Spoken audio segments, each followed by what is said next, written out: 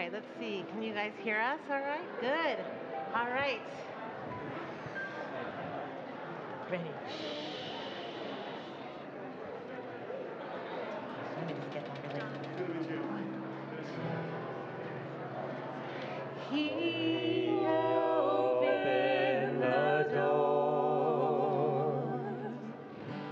Open your eyes. Open your heart. See what's inside.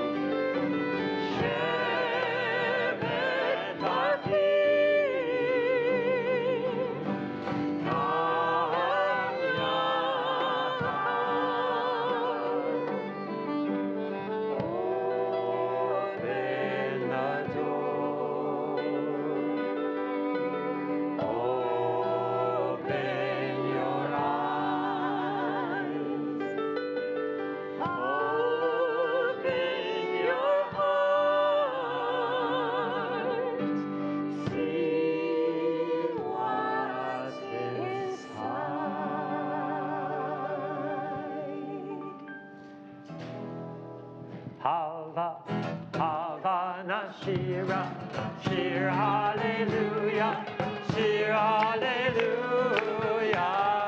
Hava, Hava Nashira, Shir Hallelujah, Shir Hallelujah.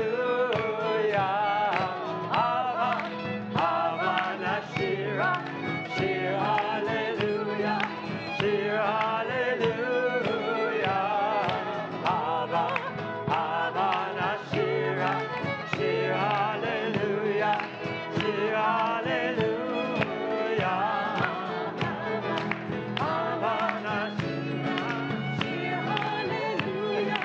Shir Hallelujah,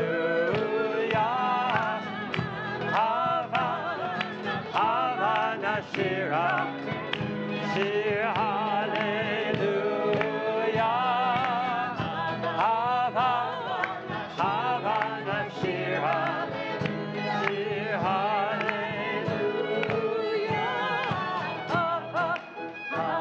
Nashira, Shir Hallelujah, Shir Hallelujah, Hava, Hava Nashira, Shir Hallelujah. Shir Hallelujah, Hava.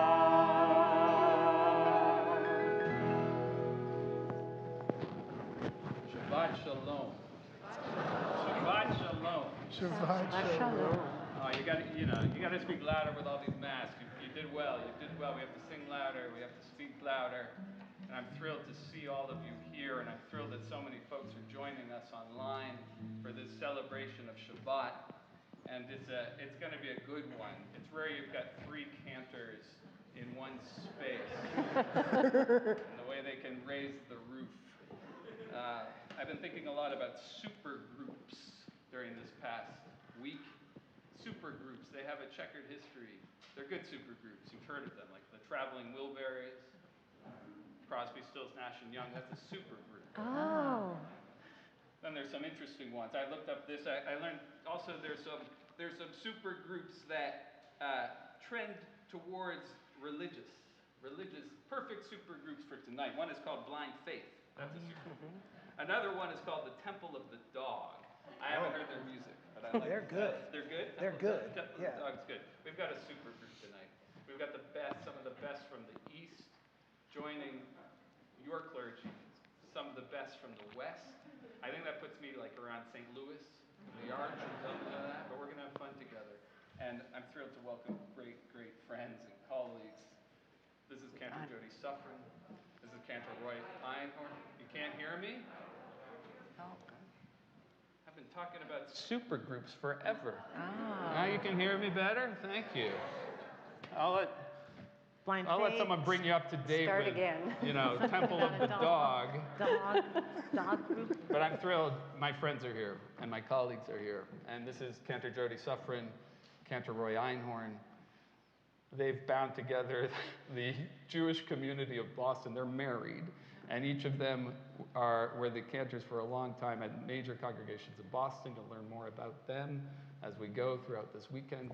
And now I want to welcome a great friend, Rabbi Matt Soffer, the senior rabbi of Congregation Judea of Reform. Congregation Judea Reform. Judea Reform Congregation. It's Thank Hebrew, you. so it goes Thank backwards. You. Yes, thank you. From North Carolina. And he does many things. So this is we're going to sing Psalm. Thank you. This is Psalm 150. It's such a joy to I know, be here. Yes, page 100. Psalm 150, page 100. Yes. This is what did you say, a super psalm? A super psalm. This is the super psalm. And you may not know the melody just yet, but you will in about 10 seconds. Is that right, Cantor? Yes, Cantor? yeah. All right.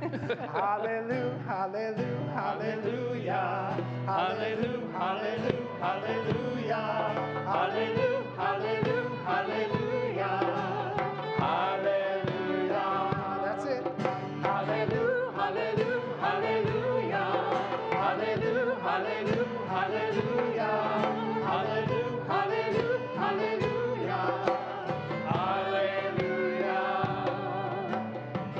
hallelujah, el bekodsho, hallelujah, birki ha'uzo, hallelujah, bigvurotav, hallelujah, karov gulo. Hallelujah, hallelujah, hallelujah, hallelujah, hallelujah, hallelujah. Hallelujah, hallelujah, hallelujah, hallelujah, take us so far, hallelujah, never vethinor, hallelujah, tofu maho, hallelujah, minim ve'uga. Hallelujah, hallelujah, hallelujah, hallelujah, hallelujah, hallelujah. Hallelujah, hallelujah, hallelujah, hallelujah. Hallelujah, betzilza leshama. Hallelujah, betzilza letrua. Kol haneshama. Tel hallelujah. Hallelujah, hallelujah, hallelujah. Hallelujah, hallelujah, hallelujah. Hallelujah, hallelujah, hallelujah. Hallelujah. Hallelujah, hallelujah. Hallelujah, hallelujah, hallelujah. Hallelujah, hallelujah,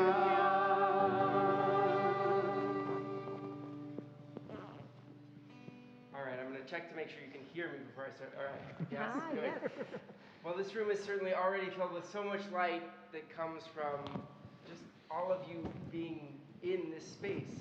For the first time in 2-ish years, it is wonderful to have you all here. I can feel the light and the joy in this space tonight. So much to celebrate indeed. And so we're going to just keep adding to the light. It's going to be a super group of light, a supernova, if you will. As we keep adding to the light, we're going to bring in the light of Shabbat as we light the Shabbat candles. And we, of course, wish a mazel tov to Samantha Richmond, our bat mitzvah this weekend. And we're going to call up her family to lead us in candlelighting. So Samantha and her parents, and her mom Heather Richmond, and her grandmother Betsy Richmond, and her other grandmother Connie Gray, to lead us in candlelighting on page 2 or 120 if you're following along at home.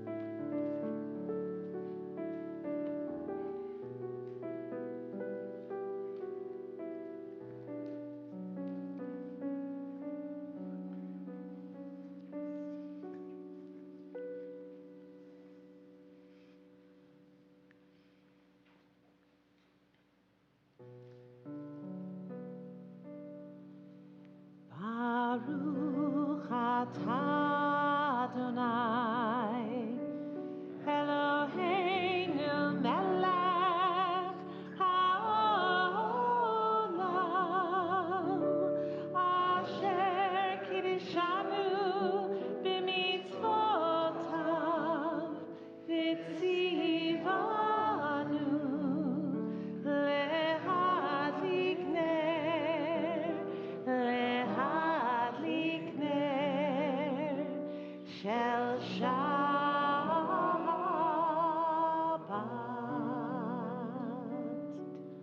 Samantha, grab that Kiddush cup. Come over here. We're going to have you lead us in Kiddush. You can take off your mask if you want. And invite your dad up as well and any other family members that are here tonight.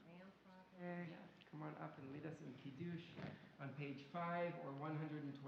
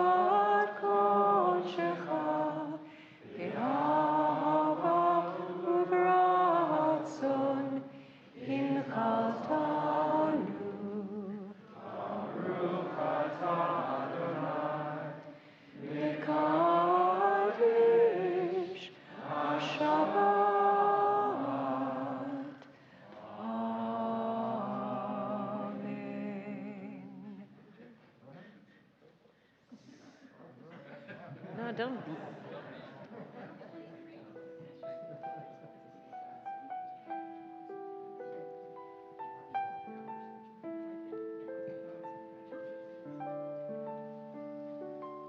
Big mazel tov to Samantha and her family. What an exciting weekend.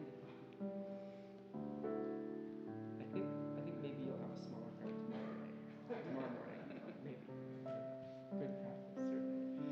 We'll continue just as we welcome all of these wonderful guests and special guests that are joining us here this evening. We welcome Shabbat with that same joy as if we welcome a guest we haven't seen in years. Every week we welcome Shabbat with that same sense of gusto and excitement and enthusiasm. The words of Lecha Dodi, "Come my beloved," are on page 20 or 138.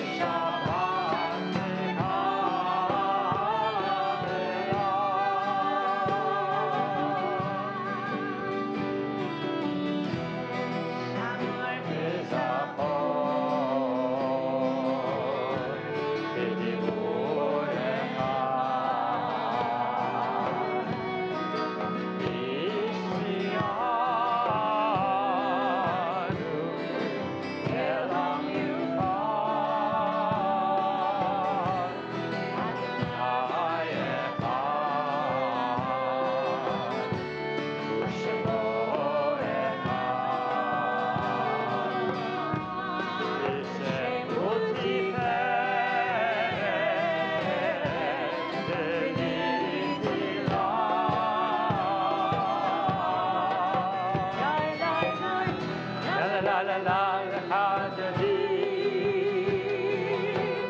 Ya la la la la lekrat halal.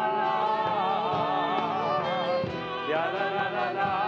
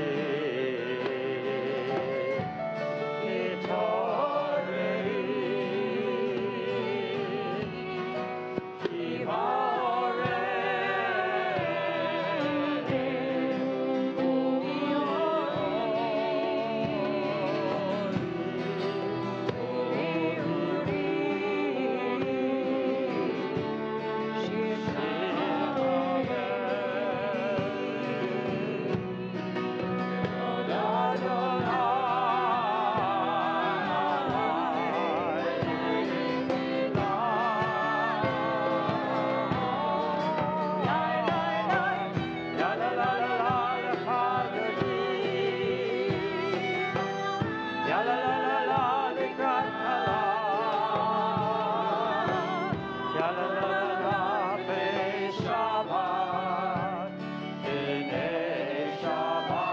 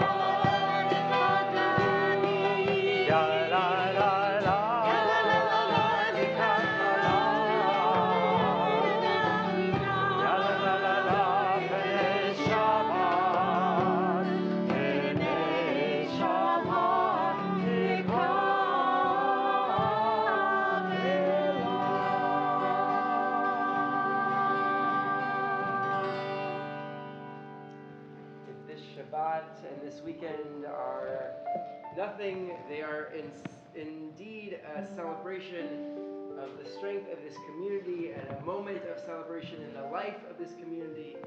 We sing now our prayer of community, the Baruch Hu, our call to worship, page 28 or 146.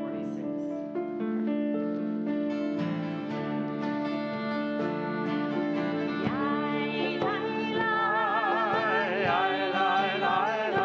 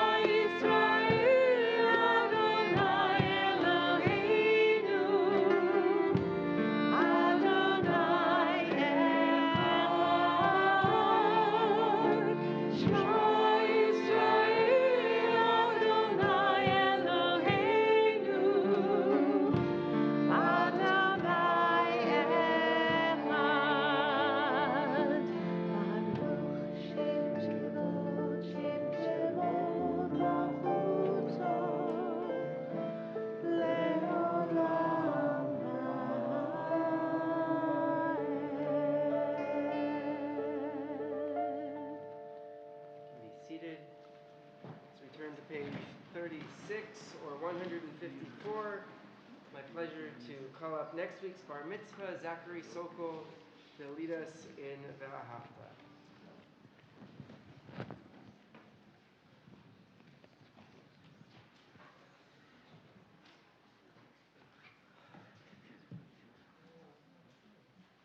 ואהבת את אדוני אלוהיך בכל לבבך ובכל נפשך ובכל מאודך והיו הדברים האלה אשר אנוכי מצווך היום על לבבך ושיננת לבניך ודיברת בם בשבתך בביתך ולכתך בדרך ושוכבך ובקומך וקשרתם לאות על ידיך והיו לטוטפות בין עיניך וכתבתם על מזוזות ביתך ובשעריך למען תזכרו ועשיתם את כל מצוותיי והייתם קדושים לאלוהיכם. אני אדוני אלוהיכם אשר הוצאתי אתכם מארץ מצרים להיות לכם גויים.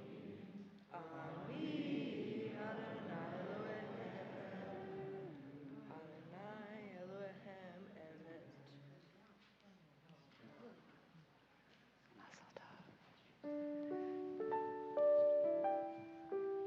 Continue on page 40, or 158, words of Mi Chamocha, a prayer of strength, of resilience, of hope for the future.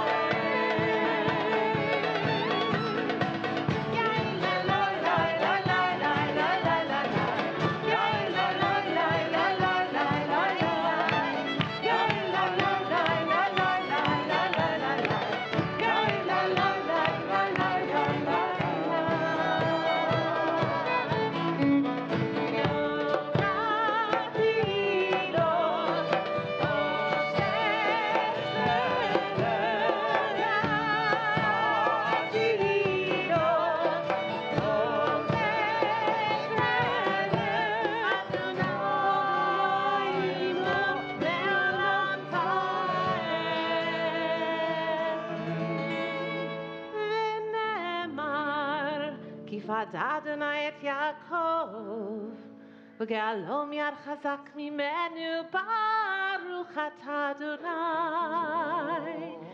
גאל ישראל.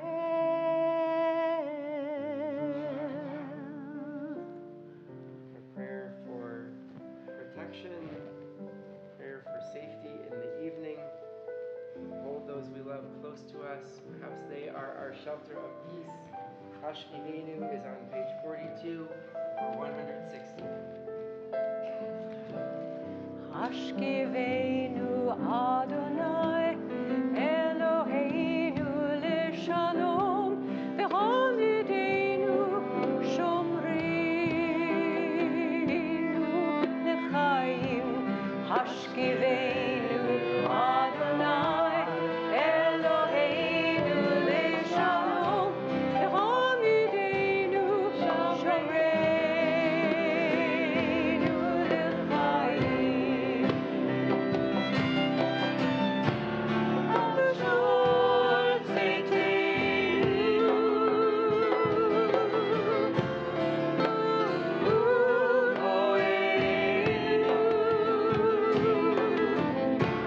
L'chaim Shalom Me'ata v'ad olam.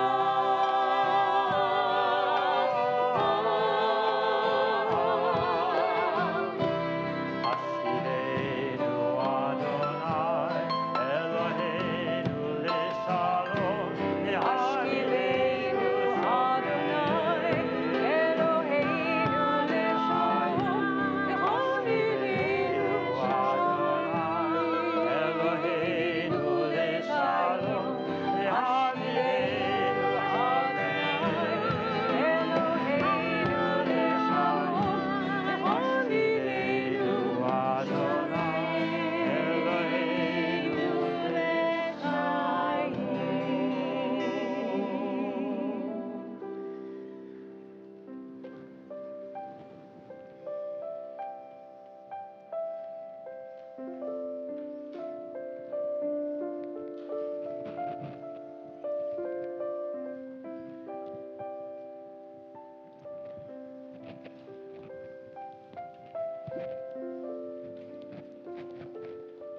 I'm Bethany Miller.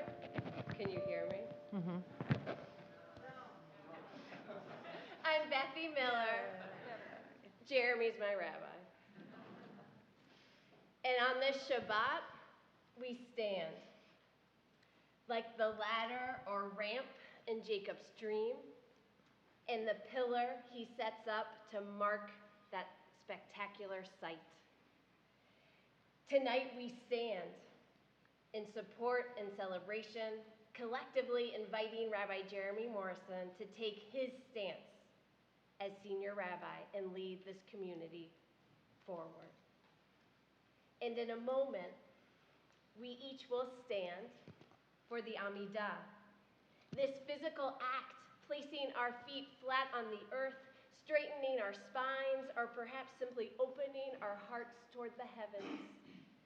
However we can embody this posture, this is our entrance into prayer, into the sacred possibility that we can simultaneously be humbled and inspired, anchored and uplifted, rooted in ancient words, and speaking freely from our hearts. May we truly stand in prayer and together reach new spiritual heights.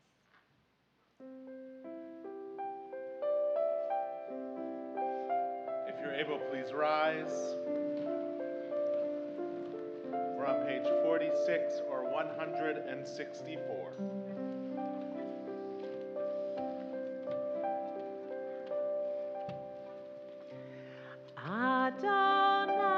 Adonai sifatai tiftach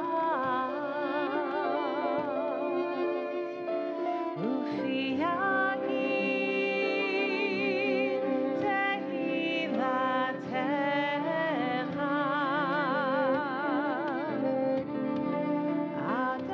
Adonai sifatai tiftach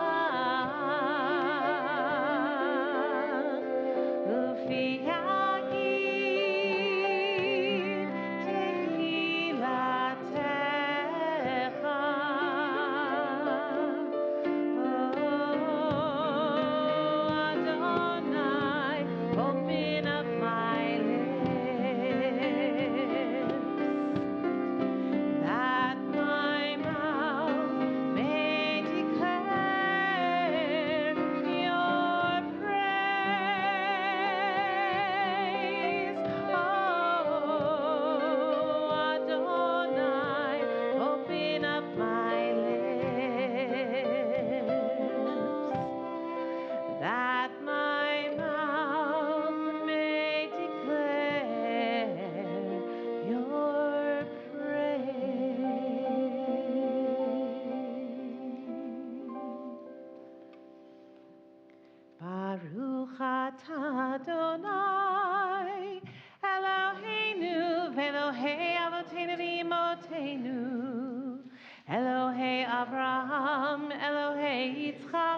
Elohei Yaakov, Elohei Sarah, Elohei Rivka, Elohei Rachel, Elohei Leah, Ha'el HaGadol, HaGibor VeHaNorah, El Elyon, Gomel Chasadim Tovim, Vekonei HaKol, V'zocher Chastei Avot Imahot, U'mevii Geula Libnei Bneihem, Leman Shmo B'Yahava, Melech Ozer U'Moshiach U'Magen, Baruch Atah Adonai, Magen Avraham Ve'ezrat Sarah.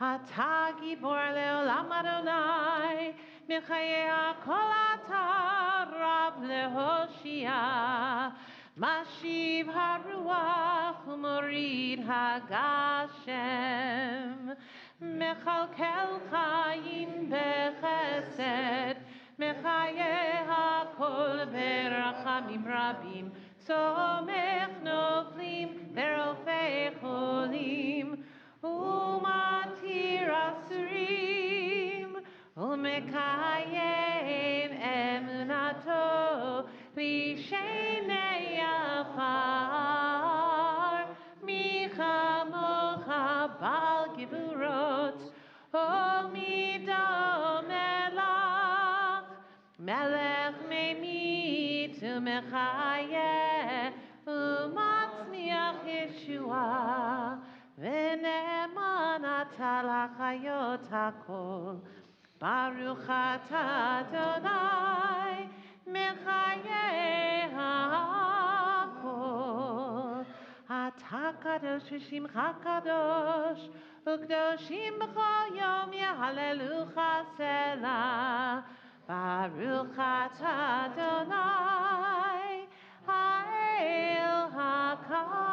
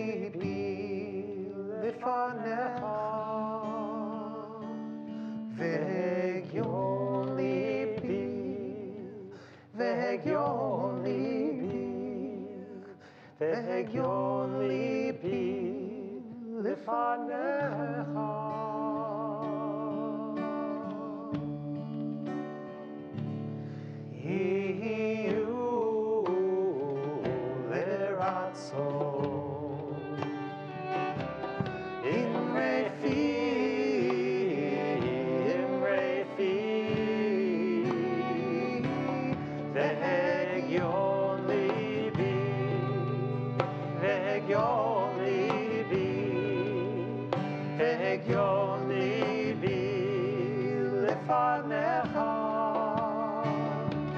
והגיון ליבי, והגיון ליבי, והגיון ליבי לפניך.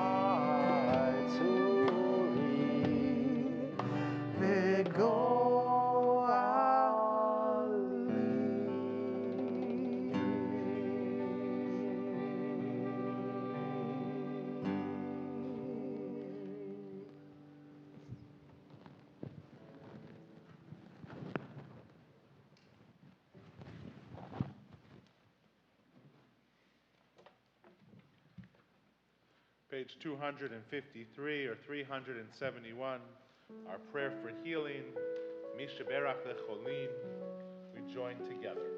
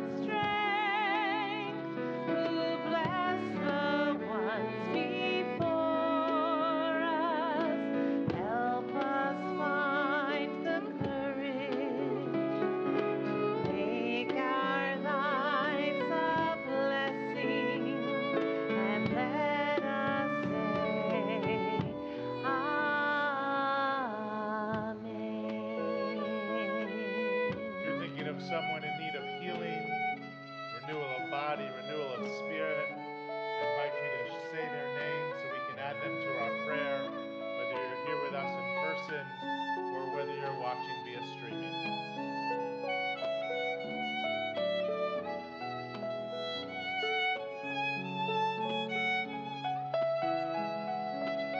Our Bethlehem community is specifically praying for David Ben-Ami, Jerry Blum, Pat Daly, Marilu Garfinkel, Fern Geschwine, Arlene Gillian, Selena Glader, Hal Greenfield, Diana Guthoner, Dorothy Hupert, Moritz Hupert, Marvin Jones, Ursi Joyner, Greg Marcus, Esra Ozturk, Eileen Peak, Rabbi Lori Phillips, Idol Rizel, David Baruch Ben Simona, Donna Spanger, and Nicole Gent Wickenheiser.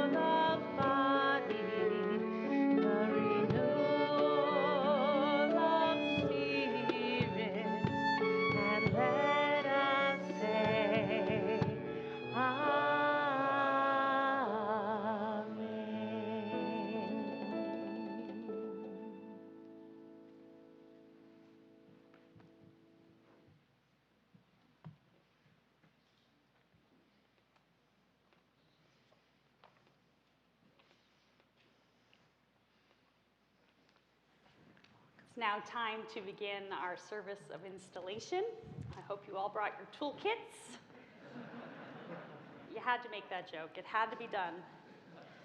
So we'd like to begin by welcoming two very special close friends and mentors of Rabbi Morrison, Rabbi Ron Friedman, who was Rabbi Emeritus of Temple Israel of Boston, and Rabbi Bernard Melman, the Senior Scholar of Temple Israel of Boston.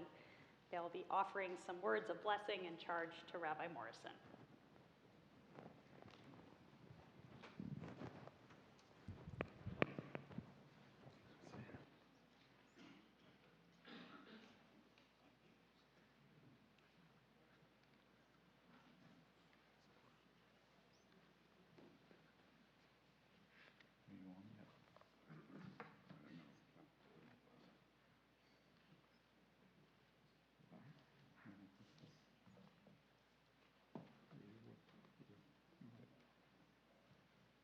So let us test. Can you hear this one? Can you hear me? Okay. Up more? Or north side?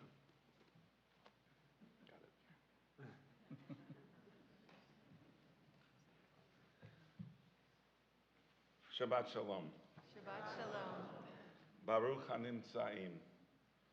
Greetings to all present with us in this sanctuary and those who have joined us electronically for this exceptional celebration in the life of Congregation Bet Am. We're honored to be here as this community installs Rabbi Jeremy Morrison as its senior rabbi after the protracted delay imposed upon us by COVID-19. We are particularly delighted to be reunited with our esteemed colleagues, your rabbis emeriti, Janet Martyr and Rick Block, extraordinary leaders of our reform movement, and your cantor emerita, Kay Greenwald. We remember tonight, too, Beth Am's founding rabbi of blessed memory, Sidney Axelrad. After having had the opportunity to worship with your marvelous clergy from a virtual distance, we're thrilled to meet Rabbis Prosnit and Wanamaker, Cantor Spall, and we think Rabbi Weissman virtually, now the others face to face, and to be introduced to your Executive Director, Rachel Tash, and your Director of Educational Learning and Educational Innovation, Sarah Lowing. President Hirsch, it is a pleasure to meet you, and past President Chang. How wonderful to be reconnected with you through the miracle of live streaming. We are permitted to add greeting to Jeremy's many friends back in Boston who have joined us for this great celebration. Before we begin our actual remarks, permit us to share a story about Jeremy that's unknown to any one of you, one that will illustrate his compassionate nature. Shortly before the Morrisons moved from Boston to the Bay Area, Jeremy stopped at our local Whole Foods store. He needed to pick up some milk and 4 apples. He noticed that this elderly woman with a full basket kept looking at him as he walked down the aisles. When he got to the cashier, she was right in front of him. She glanced back at him and said, "Pardon me, I'm sorry if my staring at you has made you feel uncomfortable. It's just that you look so much like my son, who recently moved from Brookline to Hong Kong." "You must be sad," Jeremy replied. "Is there anything I can do for you?" "Yes," she said, "as I'm leaving, can you just say, 'Goodbye, Mother'? It would make me feel ever so much better." Jeremy replied with a gracious smile, "Sure, I'd be happy to do that." As she was almost out the door, Jeremy waved and called out, "Goodbye, Mother." Then he stepped up to the cashier, who said, "That'll be $127.34.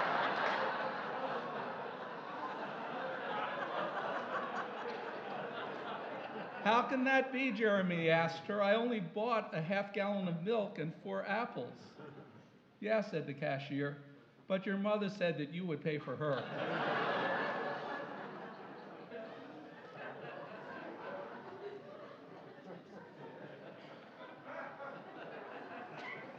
Now that we've relaxed all of you, let us first establish our bona fides for the role to which we have been assigned this evening.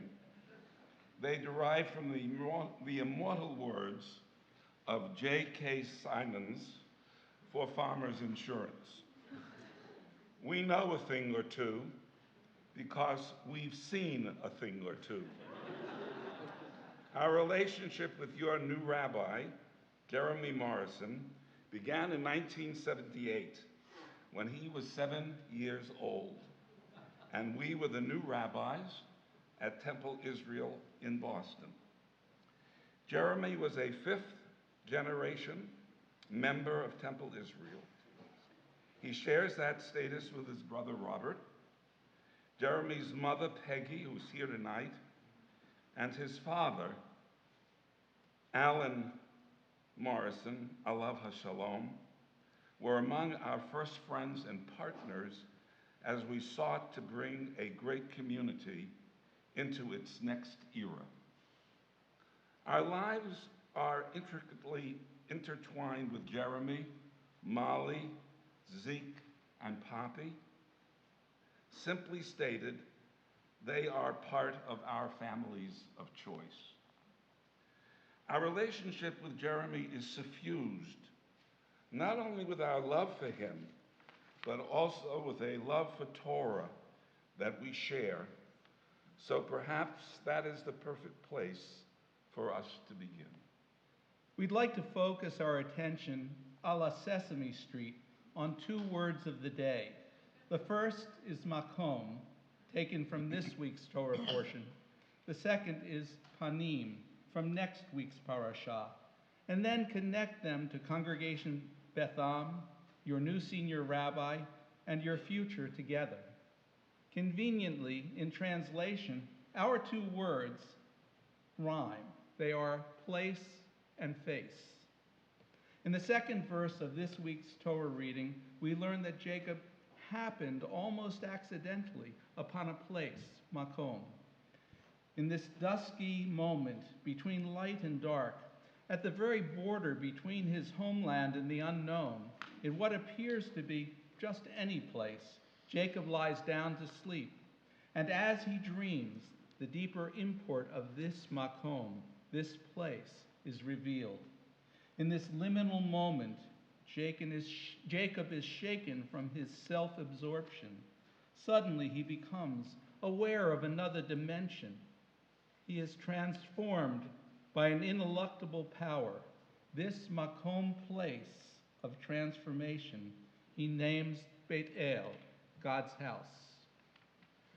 What does the Torah teach us about the significance of makom place in our lives? Is it not that each of us needs to find the place in which to transform ourselves as well as a place that we might transform? Permit us to highlight some of the transformations that we have witnessed in Jeremy in the makom place that we shared with him for 40 years. Remember, we know a thing or two because we've seen a thing or two.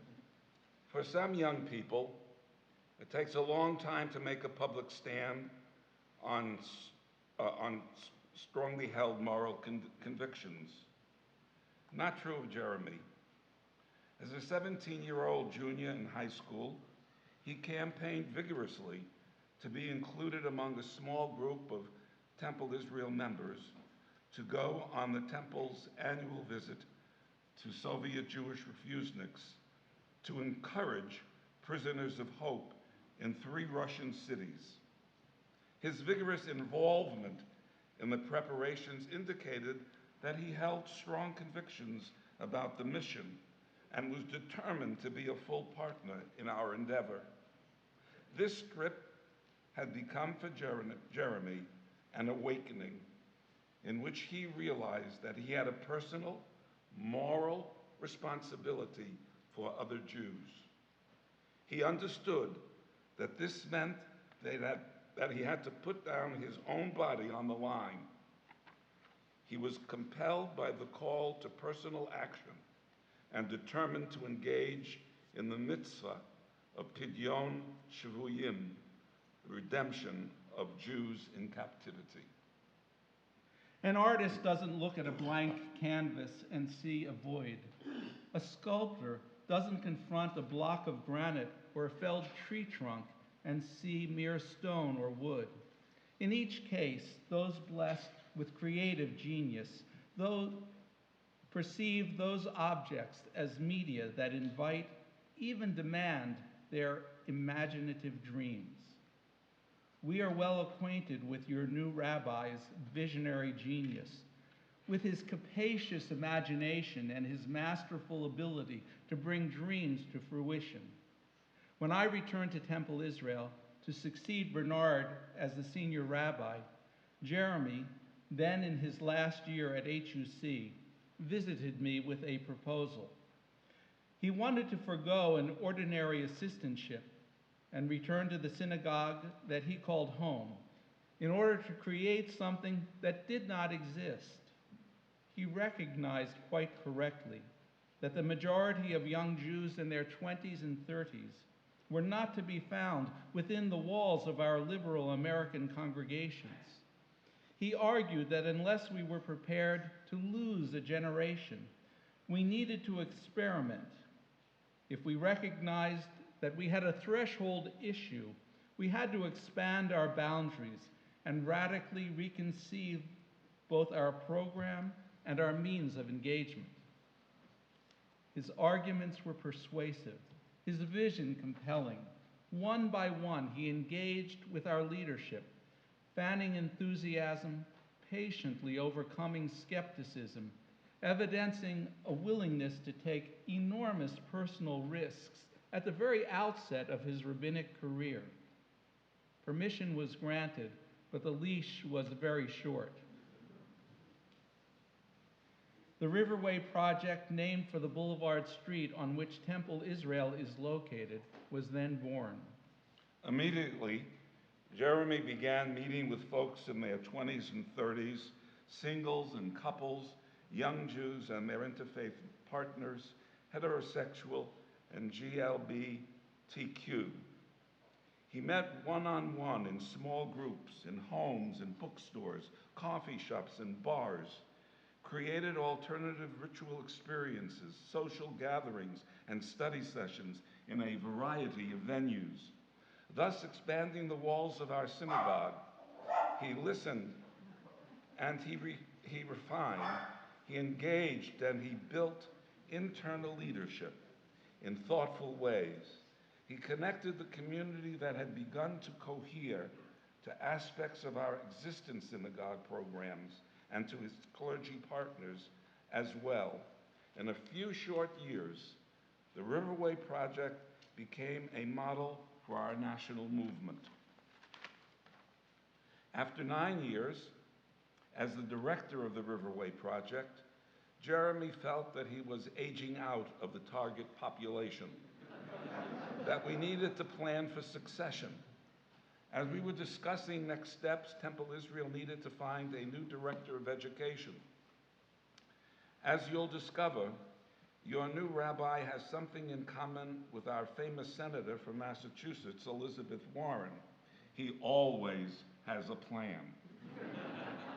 He began to discuss with us a comprehensive version of Temple Israel's program in Jewish education. From elementary through adult education, he offered to take over that role, and we eagerly accepted. In short, during his next tenure, he engaged the various stakeholders and communities in the work of revisioning and redesigning all our programs for kids, for teens, for adult learners, and adding to our offerings a dynamic program of peer education for our increasing population of elder learners, modeled after the lifelong learning initiatives of Harvard and Brandeis. In every program that he touched, he created a collaborative body eager to share his commitment to building caring communities which promoted enhanced Jewish learning and living.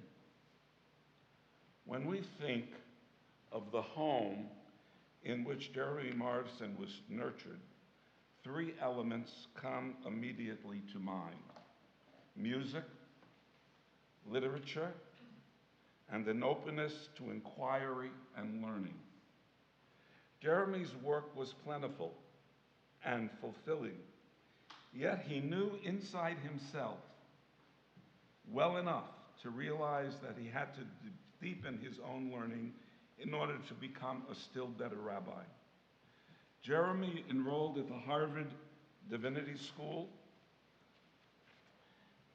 on his weekly day off, and there he continued his own personal intellectual journey. That led him to become a PhD candidate in Bible at Brandeis University, also completed on Wednesdays. Jeremy was supported by his wife Molly and encouraged by his colleagues as he forged his path. In the course of his 15-year endeavor, Jeremy's spirit may have flagged from time to time, but with resolve, he persevered despite many competing life challenges. In next week's parashah, as Jacob anticipates his return from exile and his subsequent confrontation with Esau, you'll remember that he engages in a wrestling match with a mysterious assailant. This episode, too, takes place at a liminal moment between darkness and light, on the banks of a river which forms the border with his native land. After the struggle, the Torah tells us that Jacob named the place Peniel and declared, "For I have seen God, panim el panim, face to face." The full import of this transformation is not realized until the next scene, when Jacob comes face to face with his brother Esau. It is Esau's gracious and loving reception of him that prompts Jacob to exclaim, "Ra'iti panecha, kerot panei Elohim." To see your face is like seeing the face of God. That marks the most important moment in which Jacob discerns the divine in human relations. What does the Torah teach us about the significance of the word panim, the word face? Is it not that the divine inheres in every genuine human encounter? As Martin Buber has written, when two people relate to each other authentically and humanly, God is the electricity that surges between them. The ability of a person to embody this idea is often discovered in his acts that go almost unnoticed, that never appear on his curriculum vitae. Jeremy had clearly become the rabbi for our younger adult population. Increasingly, he was approached by folks in need of various types of counseling. One of these was a young woman. I'll call her Jenny, and note that was not her real name. She was relatively new to Boston, beginning her career, when she was suddenly beset by a series of devastating physical illnesses that sent her repeatedly to the hospital. She confided in Jeremy that she had nowhere to turn for support, that her relationships with her biological family had been strained for years, that she had been attracted to the Riverway Project in the hope of meeting new friends, and that her sudden and extensive physical trials left her bereft. During that period of time, Jeremy acted as a primary support, conveying to her that she mattered, connecting her to professional help, seeing beyond her loneliness, her neediness, and her illness, recognizing in her the image of God before his eyes as he provided empathy and compassion. Remember, we know a thing or two because we've seen a thing or two. And one of the important things that we know is that the past is prologue. What happens when a committed, visionary, scholarly, and compassionate rabbi encounters an engaged, caring, and dynamic community? We think we know that answer. As your eyes meet his eyes in this place, as you are, God willing, brought increasingly together, panim el panim, face to face with him, together you will expand, explore, and embody the implications and the promise of both Beit El and Peniel, affirming your home at Beit Am as God's place, because its inhabitants reflect God's face.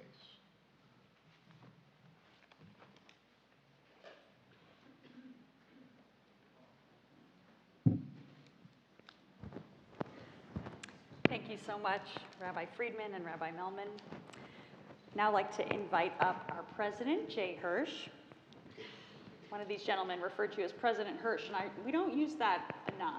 So I think we should use that much more, President Hirsch. And we'd also like to invite up Rabbi Emeritus Rick Block to join us on the bima.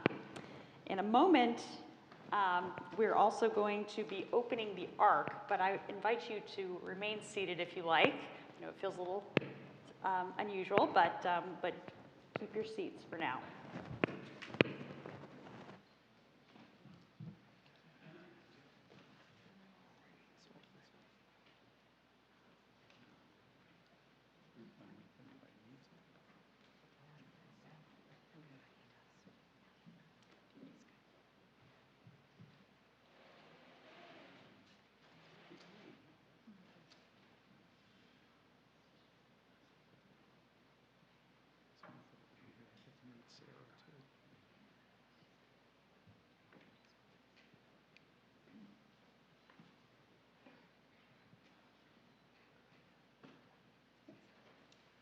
Rabbi Morrison, Jeremy, on behalf of our emeritus clergy, it is a great honor and a privilege to speak words of blessing to you this evening.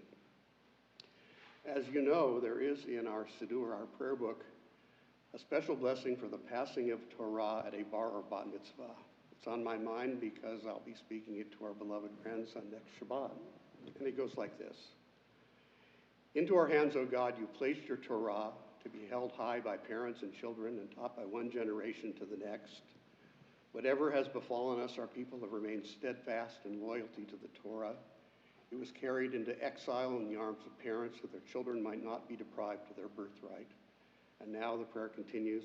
I pray that you will always be worthy of this inheritance, take its teaching into your heart, and in turn pass it on to your children and those who come after you. May you be a faithful Jew, searching for wisdom and truth, working for justice and peace. Thus will you be among those who labor to bring nearer the day when God shall be one and God's children shall be one. This prayer, it seems to me, teaches us that a Sefer Torah, a scroll of the Torah, is vastly more than the sum of its sacred contents. It embodies the hopes and dreams and aspirations, the mission of the Jewish people, and our 4 millennium-long journey from Abraham and Sarah to this place, to this evening, to this service, and to this moment, a momentous and world-changing journey. Bar mitzvah, bark mitzvah. And I think it's fair to say that that journey was possible and the survival and flourishing of the Jewish people was possible only because of 100 generations of rabbis who taught and led and comforted and challenged our people, and sweet singers of Israel who gave voice to the aspirations, the hopes and dreams and longings of our people in prayer and in music. You know, I'm sure, I know you know, the famous midrash that the soul of every Jew who would ever be was gathered at Mount Sinai when the Torah was given to Moses. And I think it's also true that on occasions such as this, the soul of every rabbi who ever was and will ever be is spiritually present with us. And it is in that spirit that I have the pleasure of passing on this Torah into your loving and strong arms. It's my hope and prayer for you and my confidence that you will be a blessing and that you will be abundantly blessed. And we look forward to your long and fulfilling career as our senior rabbi as you lead this sacred congregation from strength to strength. Mazel tov. God bless you.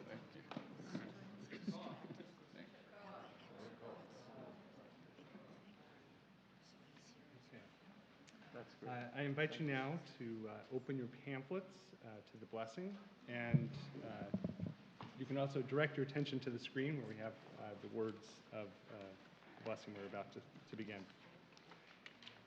From generation to generation, Congregation Beth Am has survived and thrived due to the devotion of our leaders who have led us with Torah in their midst.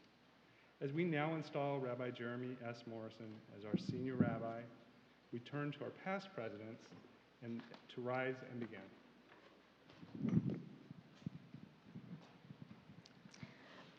We represent this rich heritage of this community. As Judaism teaches, our past is just not past history, it is memory. We enter into this world with full embrace of the blessings of our past. We cherish the spirits of those who are no longer with us and the chapters of our great that has brought us to the present.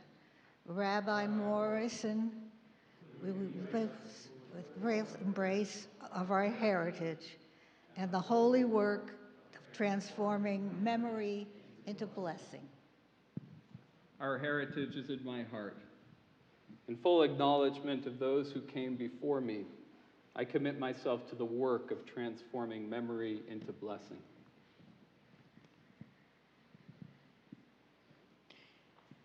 As the Board of Directors, we serve our community through sacred governance, striving to make responsible decisions to guarantee that Congregation Beth Am is and continues to be a shelter of peace to all who enter and a beacon of light in the broader community.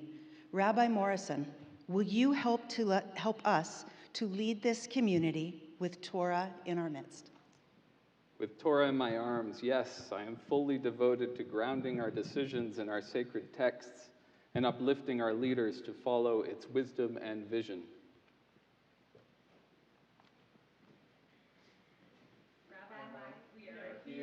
We are with you.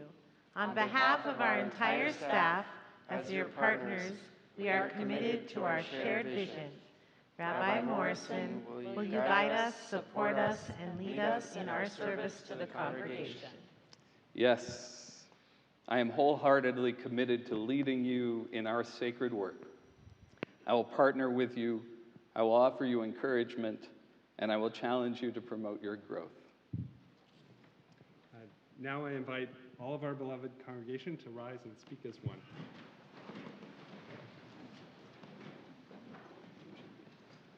We, Congregation Beth Am, find meaning and purpose in our sacred community. Together we live in Jewish time, separating the holy from the mundane and celebrating our rich tradition. We mark the seasons of our lives, the joy and the sorrow, through the rituals and customs of our people. Rabbi Morrison, will you celebrate with us in times of joy and mourn with us in times of sorrow? Will you lead us in our mission to practice Judaism that is alive, relevant, and meaningful? Yes, I will be with you in times of joy and sorrow. Together we will practice a Judaism that is alive, relevant, and meaningful. We build community and encounter holiness through relationships. We embrace the Torah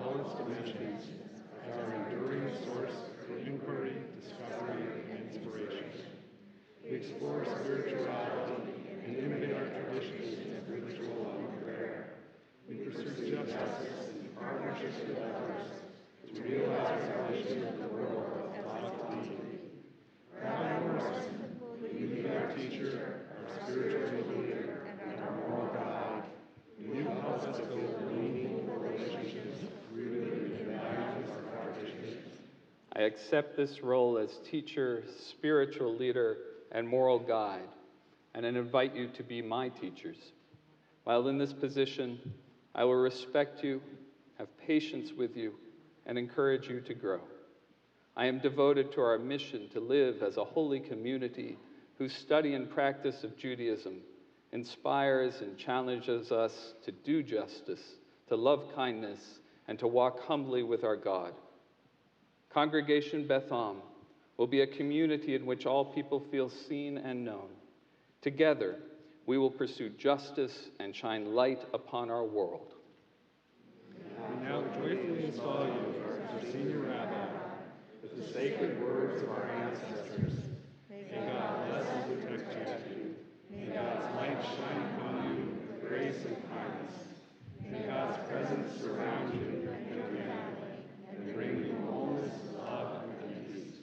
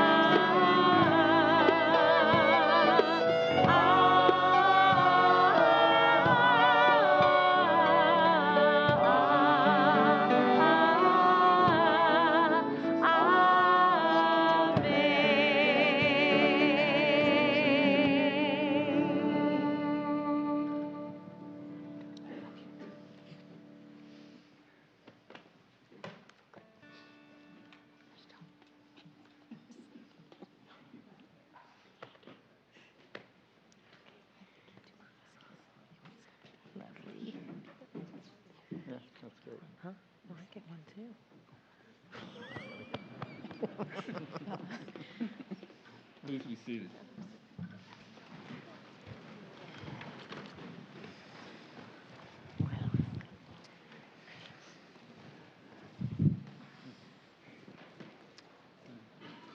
First of all, I just need to thank you all for coming and for everyone who has joined us online to make the time to be together with us on this evening of celebration. And I want to thank all of you who are present for overcoming any hesitancies about entering this sanctuary on this evening.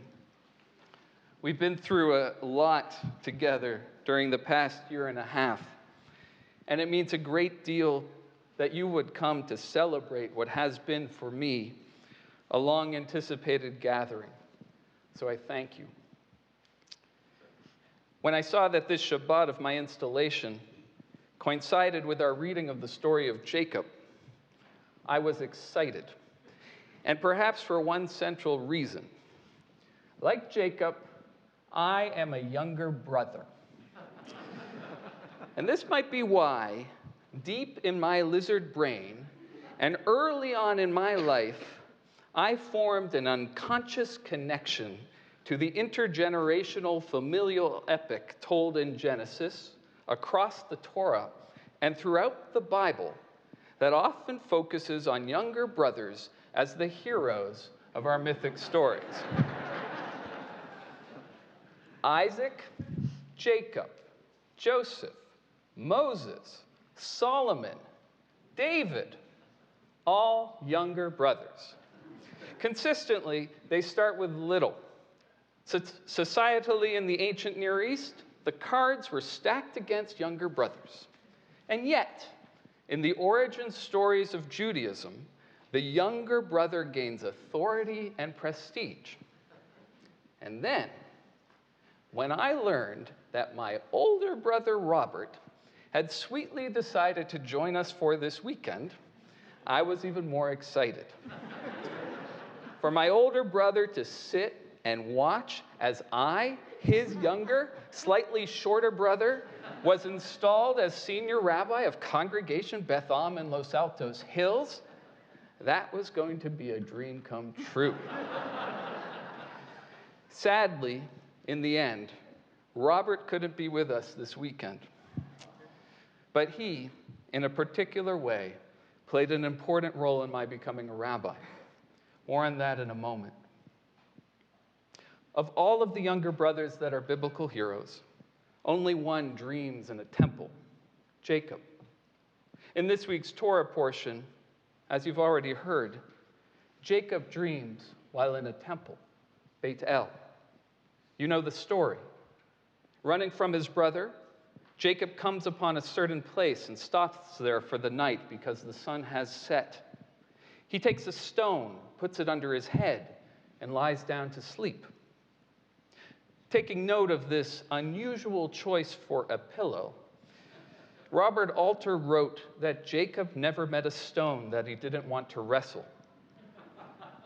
He rolls stones off of the mouths of wells. He sleeps on stones. He makes pacts with stones. Stones are a powerful metaphor for Jacob's lifelong predilection to contend with difficult and seemingly unyielding obstacles and challenges. So there in a temple, with a rock as a pillow, Jacob dreams.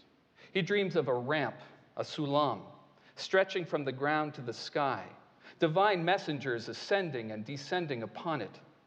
In the dream, God stands next to Jacob and makes pretty much the same promise to him that God had made to Abraham and Isaac. I will be with you wherever you go. I will not leave you. I will fulfill my promise to you. And then Jacob woke up. I spoke of this scene in February of 2020, on the day when we formally entered into a relationship with one another as a congregation and a new senior rabbi. Ma nora hamakom hazeh, va'anochi lo yadati. These are two of Jacob's expressions of wonderment, of discovery, when he awoke from his slumber at Bethel. I echoed his words when I stood on this bima on one of the last Sundays in the before times. How awesome is this place? And I didn't know. Now I know. 20 months later, I now know just how awesome is this place, Beth Am. How awe-inspiring our synagogue truly is.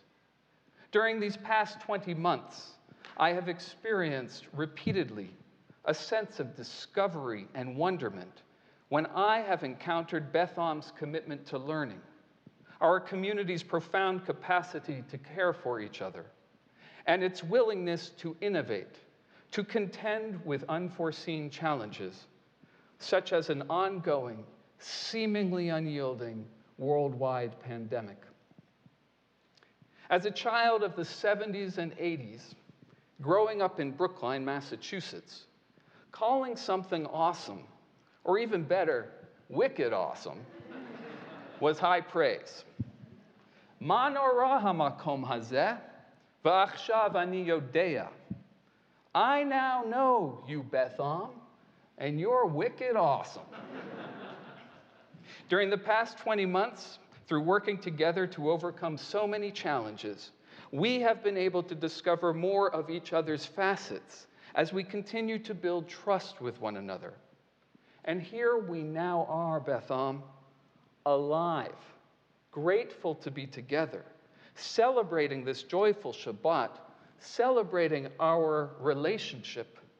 This is a night for us to be like Jacob and to dream in our temple.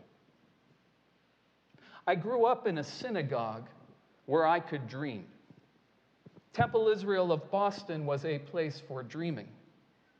my elders, Rabbi Bernard Melman, Rabbi Ron Friedman, Irene Friedman, Cantor Roy Einhorn, my mother and father, my brother.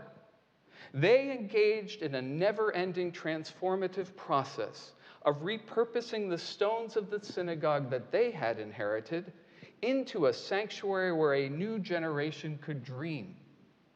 And I don't mean dreams of unicorns, or a dream of how maybe one day what would become a 5-foot, 8-inch tall white Jewish man could dunk a basketball. No, not those kinds of dreams. In the synagogue, I learned of reality-based dreaming, of envisioning what a Jewish community and the world at large could become, and the efforts needed to fulfill those dreams. And I first became engaged in this ongoing process of innovation, of transformation, through watching my older brother Robert when he was our youth group's president. It was watching him that I first saw close up the level of commitment, the detailed handiwork that it takes to get a Jewish community built right. The synagogue in which I was raised was a sanctuary for dreaming, for innovation, and perhaps most powerfully, it was a place of blessing. Through an ever-expanding web of human relationships anchored in the synagogue, and that grew to encompass Cantor Jody Suffren and Rabbis Bethy Miller and Matt Soffer, I have experienced what I perceive to be God's grace. Our honored guests who are here tonight personify for me what God promised to Jacob when he was dreaming in Beit El. These are the individuals who, over the course of my life, have been with me wherever I go. They have never left me.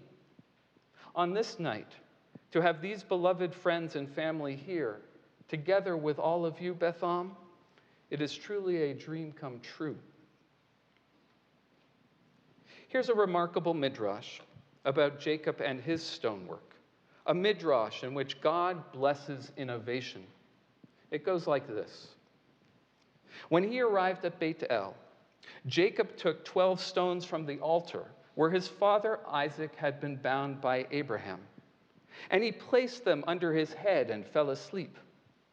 In the morning, Jacob awoke and went to gather up the stones that he had used as a pillow in order to put them back in the altar. To his surprise, he found that all of the stones had become one stone. So he set the stone up as a pillar to commemorate his dream. What did God then do? God sank the stone deep into the earth as one inserts a keystone into an arch. Therefore, this pillar is called Even Shtiyah, the foundation stone from which emerged the entire world. The Midrash connects Jacob's temple of Beit El to the site where Abraham offered up Isaac, the place, as our tradition teaches, that the temple, Beit HaMikdash, was built. But the Midrash also offers this more powerful teaching. In a temple, the next generation of a family, Jacob, reworks the elements of his father's and his grandfather's temple, and it is with his pillar, with Jacob's innovation, that God creates the world. From the repurposed stones of a temple, the world was created. Beit El, Beit HaMikdash, the world, all were formed from the same stones. In 1958, a group of reality-based dreamers, descendants of Jacob, you know many of them by name, the founders of our congregation, chose to purchase these 9 acres in Los Altos Hills. Here, they laid the foundation stone for the building in which many of us have gathered on this evening. And I do not know if they could have foreseen what has now unfolded in this valley during the past decades. But every day, when I arrive on our campus, I am grateful that the founders of Beth Am possessed the confidence to invest in an uncertain future. As a result of their risk-taking and of our location here in Silicon Valley, Beth Am stands at the epicenter of a new world, a world of bold promise, great challenge, and incredible uncertainty.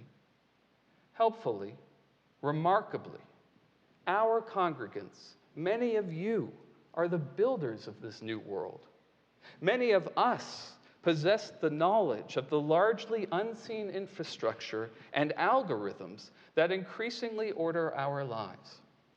And it is this confluence of people and place, of where we are and of who we are, that signals an on-ramp to a new leadership role for our congregation. We hold the responsibility to envision what it means to be a Reformed community in this new world. What is the Torah that we should teach to our children so that they may thrive? How might we evolve our pursuit of tzedek to respond to the justice issues of this time?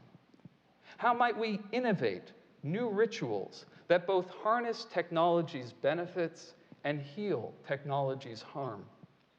More than any other Reformed synagogue in America, we, Beth Am, we possess the capacity to meet these challenges. And what we next need to do is dream.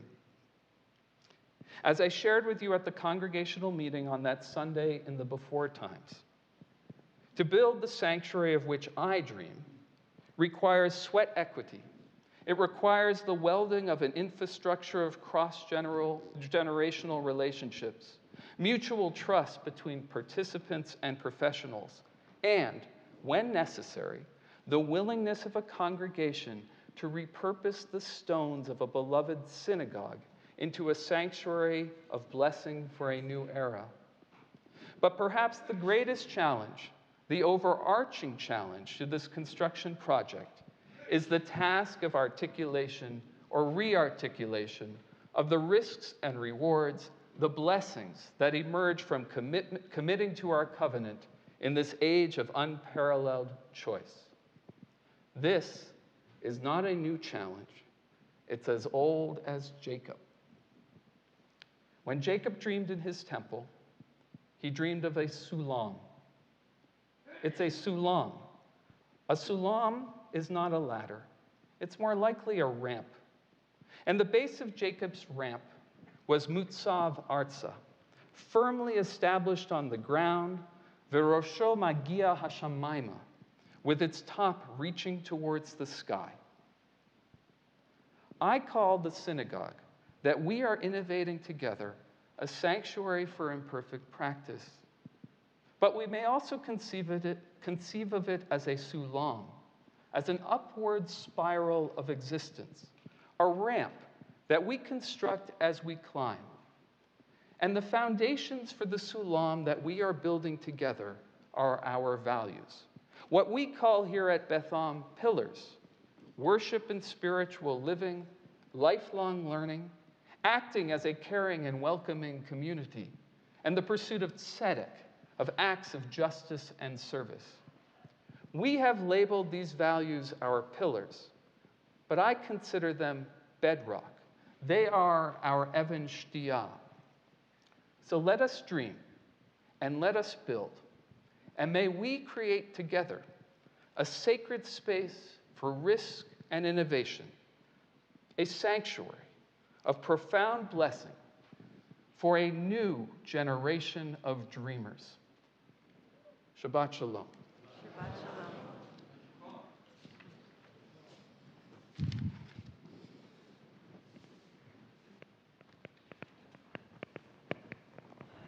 Now I'd like to invite up Cantor Einhorn and Suffren to sing the beautiful words of Londani.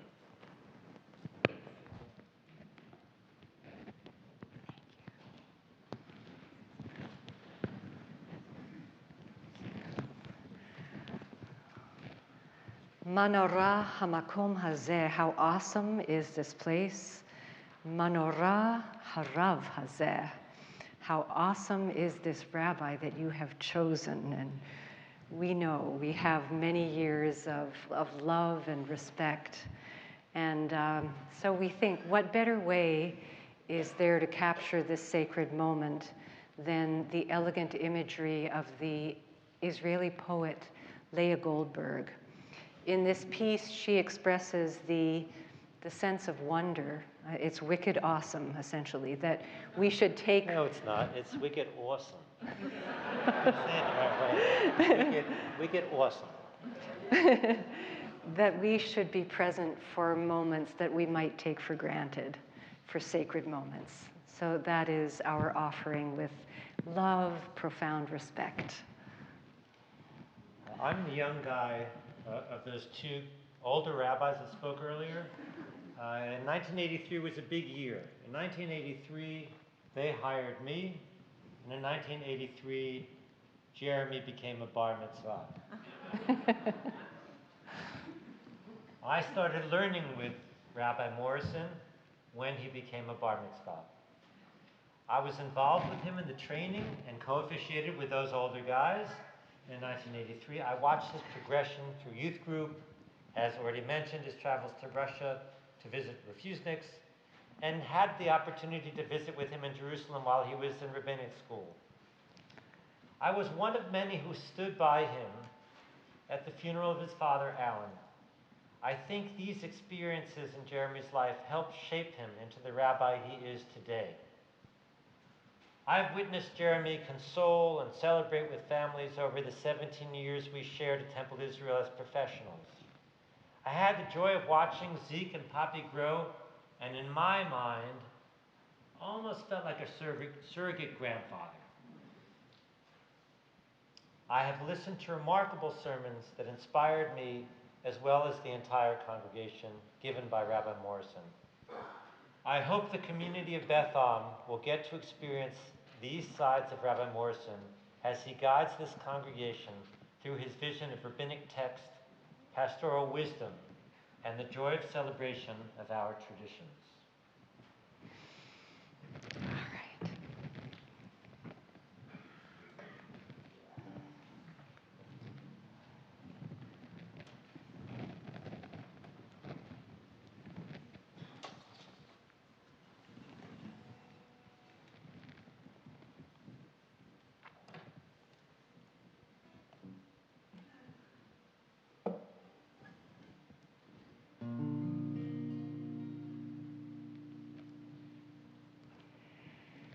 Teach me, O God, a blessing, a prayer on the mystery of a withered leaf, on ripened fruit so fair, on the freedom to see, to sense, to breathe, to know,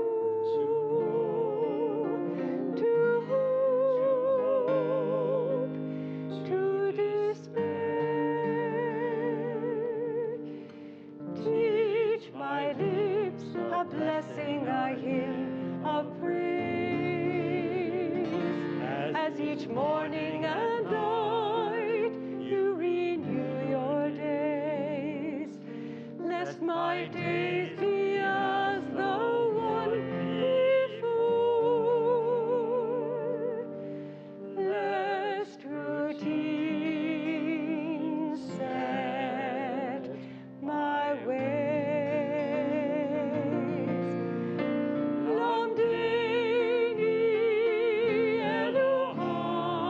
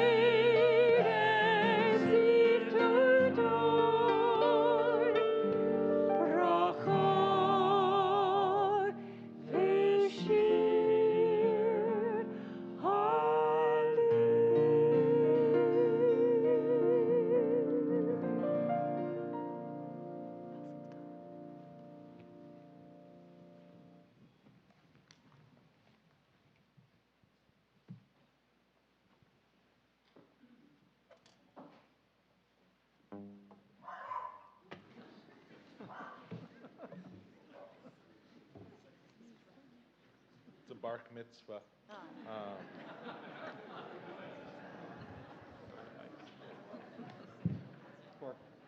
If you're able, I invite you to rise for the words of Aleinu 282, 586.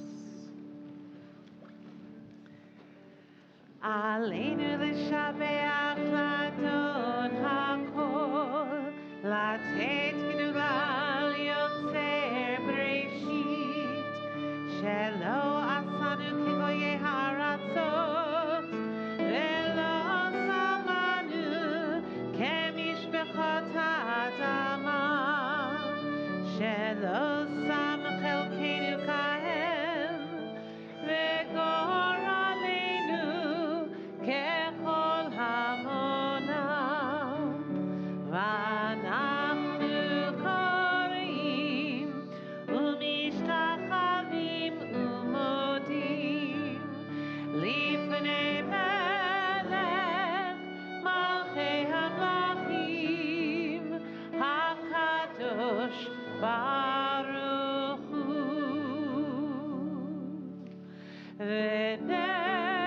ונאמר והיה אדוני למלך על כל הארץ ביום ההוא יהיה אדוני אחד ושמו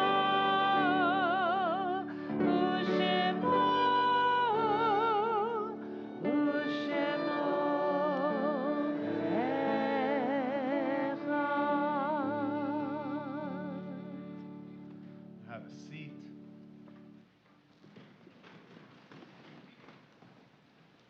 Hard to transition from all the joy of the installation to the end of our service. But I do want to point out that this is a season and a period in our service, but also in our calendar of remembrance. I just wanted to take a second before we conclude to make sure that yesterday wasn't just a day off of school or a day off of work. To ask anyone in this congregation that's here, if you served in the United States Armed Forces, I invite you to rise in honor of Veterans Day at this time.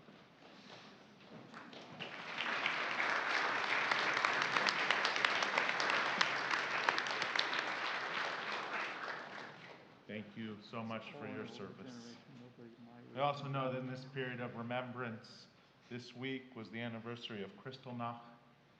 Certainly, as we prepare for words of Kaddish, we hold that moment, that entrance into World War II, into the Holocaust, in our hearts as well. Page 294 are the words of Kaddish.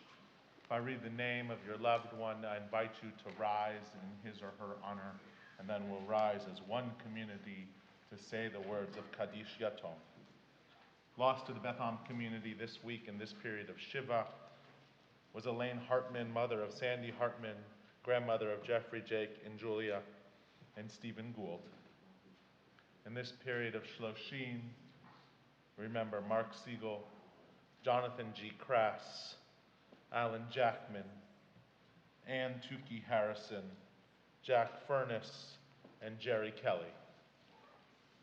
On this period of Yahrzeit, the anniversary since death, we remember with love Harriet Allen, Shimon Azinger, Edward Benjamin, Larry Burdow, Dorothy Bernstein, Marsha Bjork, Luba Sessman, John Ciccone, Peggy Martin Daly Clare, George Cohn, Ken Corey, Dorothy David, Riesel Dodnick, Paul Crane Dorfman, Yetta Elias, Martha Elspass, Alexander Emdim, Barbara Faber, Ella Fail, Helen Finkelberg, Pierre Afoa, Joel Fromer, Matt Gans, Jean Gillespie, Berta Gratch, Rick Green, Harriet Gall, Sylvia Haight, Ida Hine, Bernice Hayes, Charles Hertz, Philip Hertz, Helen Goldberg Hertz, Regina Hoffenberg, Reuben Hoffman, Valda Hoffman, Harris Isakoff, Barry Katz, Jane Kelman, Doris Jean Lasky-Lewis, Evelyn Lauder, Jean Levy-Strego, Rebecca Rubin Macauer, Jane Marcus, Matthew McCoy, Daniel Myers, Elaine Michael, Goldie Miller, Leon Mirbach, Sarah Neidich, Yefim Nechamakin, David Odesky, Walter Osterfeld, Morton Owens, Alan Politzer, Herb Rattay, Rose Rinsky, Saul Rosenberg, Malko Rubinstein, Irv Russoff, Al Sakin, Jerry Sardell, Sam Sarver, Irving Schiffman, Nancy Radoff-Seff, Moisey Shoiket, Ruth Schulman, Israel Schumacher, Mark Silver, Jessica Simmons, George Smith, Sydney Aaron Snyder, Yetta Spiro Snyder, Jeffrey Sosnow, John Sturp, Julius Samuel Teen, Anthony Temple Cope, Israel Unterman, Marvin Weisbrod, Eugene M. Weiss, Eleanor Virginia Wolf, and Shirley Wolfson. If you're thinking of someone else whose name I did not call, I invite you to rise and share their name out loud at this time.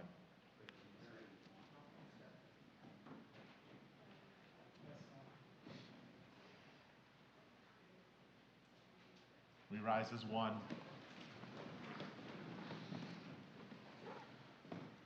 Yitkadal v'yitkadash shmei Rabbah, v'yalmad divrach kirtei v'yamlich malchutei, v'chayechon v'yomechon, v'chayei dechol beit Yisrael, v'agala u'bizman karib v'imru amen.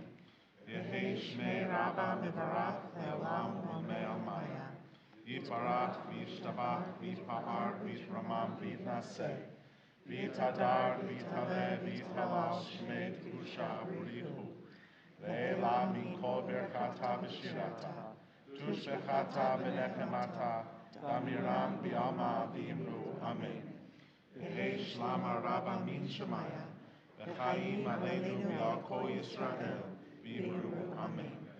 Oseh shalom b'mroma, Hu yaseh shalom aleinu v'al kol Yisrael v'imru amen.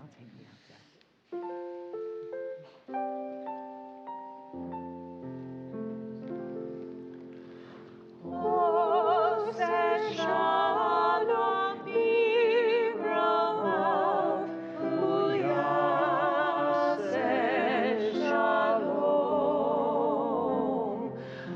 aleinu v'al kol Yisrael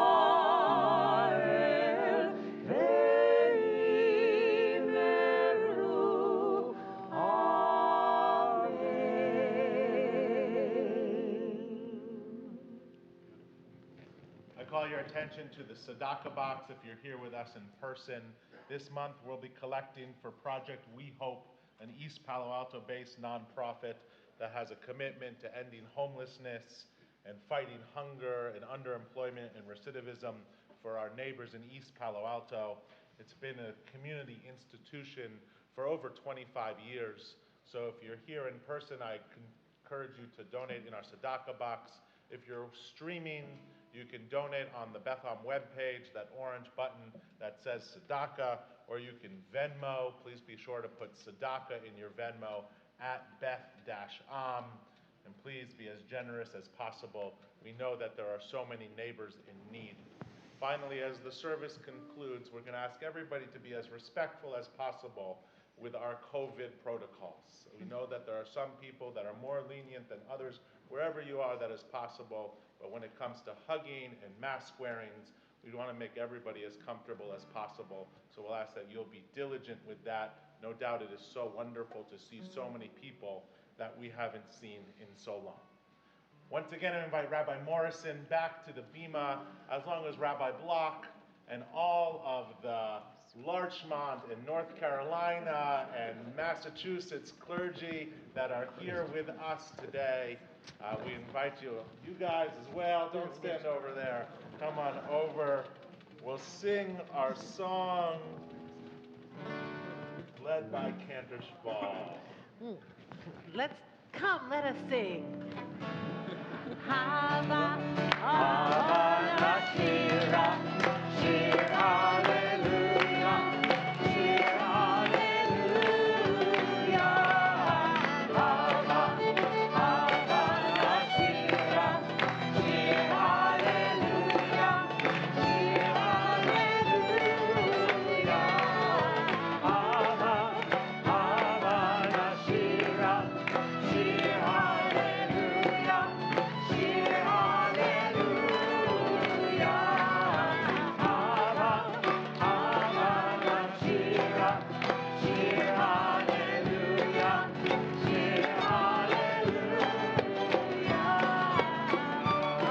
Hava, Hava Nashira,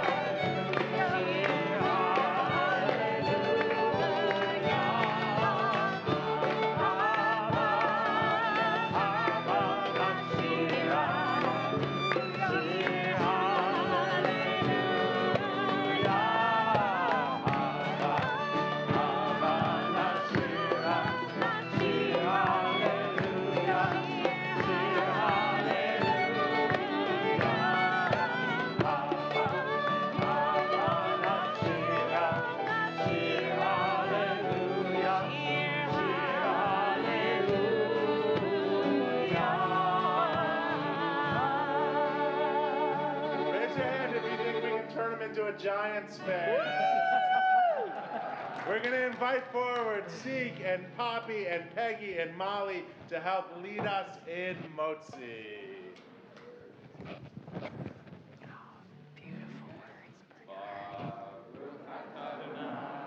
Eloheinu melech haolam, hamotzi lechem min haaretz. Shabbat Shalom. Have some. Shabbat Shalom, everybody. Thank you. We'll see you tomorrow for Torah study.